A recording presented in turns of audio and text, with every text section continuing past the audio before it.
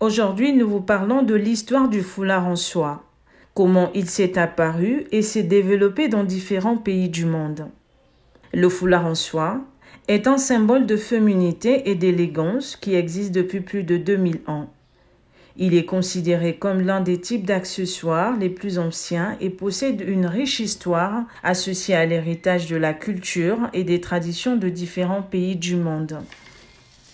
L'histoire des foulards en soie est associée à la Chine ancienne où la soie était découverte il y a plus de 5000 ans.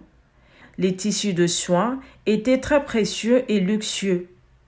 Il était donc utilisé pour confectionner des vêtements pour les familles impériales. Les foulards en soie étaient utilisés comme un symbole de luxe ou de prestige dans la Chine ancienne. Plus tard, les foulards en soie sont devenus populaires non seulement parmi les aristocrates, mais aussi parmi les gens ordinaires en Chine et dans divers pays asiatiques. En Inde, par exemple, les foulards en soie avaient une importance importante dans la culture indienne et étaient utilisés comme symbole de féminité et de beauté.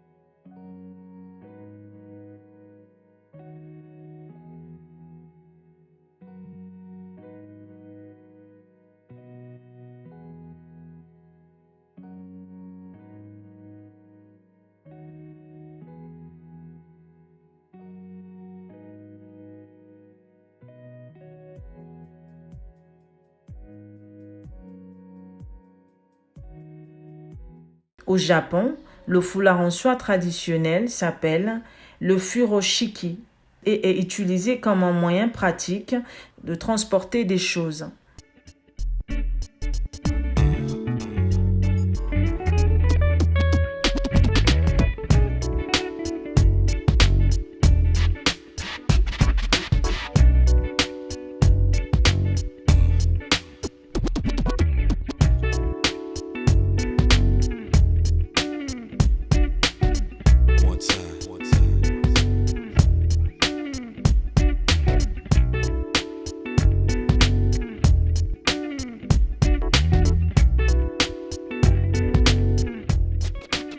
L'histoire européenne des foulards en soie a commencé avec la communication avec les marchands chinois au milieu du XVIIIe siècle.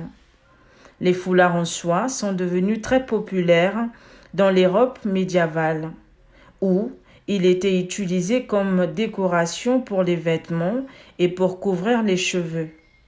Au XVIIIe et XIXe siècle, les foulards en soie sont partie intégrante de la mode, portés aussi bien par les hommes que par les femmes, et sont souvent utilisés comme symbole d'élégance et de raffinement.